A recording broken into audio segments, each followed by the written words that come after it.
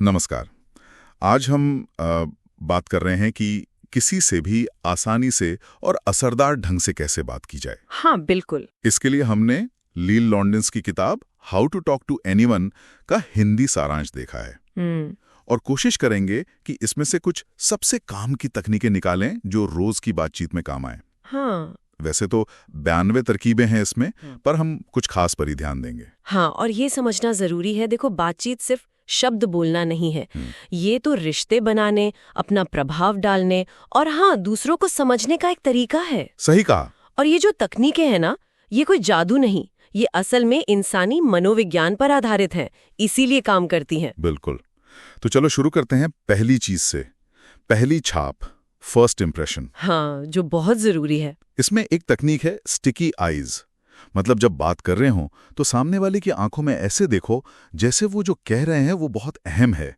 घूरना नहीं है, बस एक ठहराव।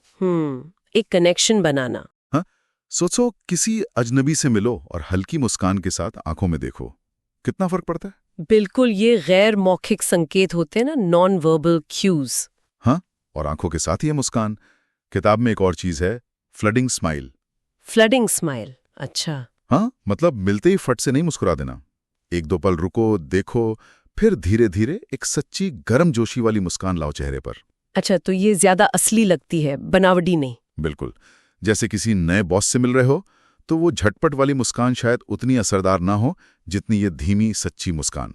सही कहा, क्योंकि ये जो नॉन वर्बल क्यूज है ना, आंखों का संपर्क, ये सच्ची मुस्कान, ये अवचेतन मन पर असर करती हैं। हाँ, विश्वास और आराम का माहौल बनाती हैं।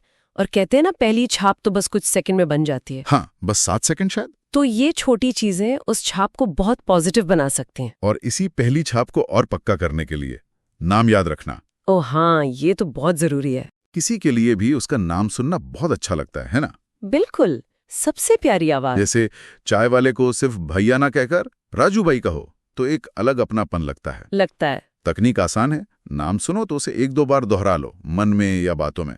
रिया, हाँ रिया अच्छा नाम है। और ये सिर्फ याददाश्त की बात नहीं है, ये दिखाता है कि आप सामने वाले में दिलचस्पी ले रहे हैं, उनको महत्व दे रहे हैं। सही। इससे फौरन एक जुड़ाव महसूस होता है।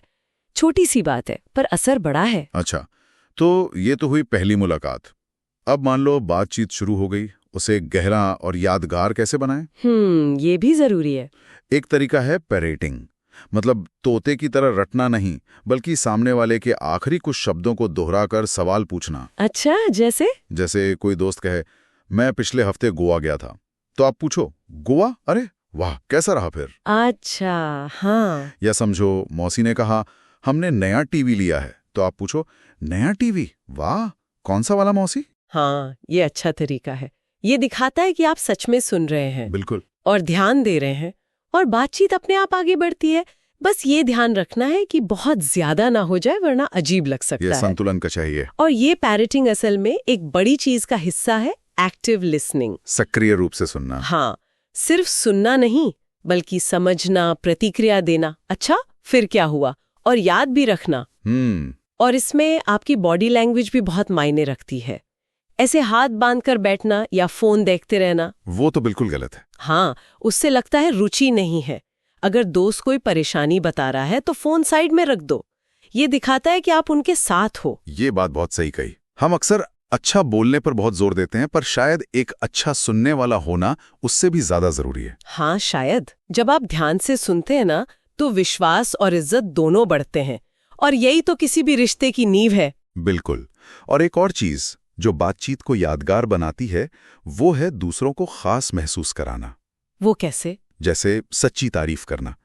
मान लो किसी आंटी की साड़ी अच्छी लग रही है, तो कहो, आंटी ये रंग आप पर बहुत अच्छा लग रहा है। हाँ, सच्ची तारीफ। या ऑफिस में किसी ने प्रेजेंटेशन अच्छा दिया तो कहो, अरे यार तुमने वो पॉइंट्स क्या बढ़िया समझाए। इसका असर बहुत गहरा होता है।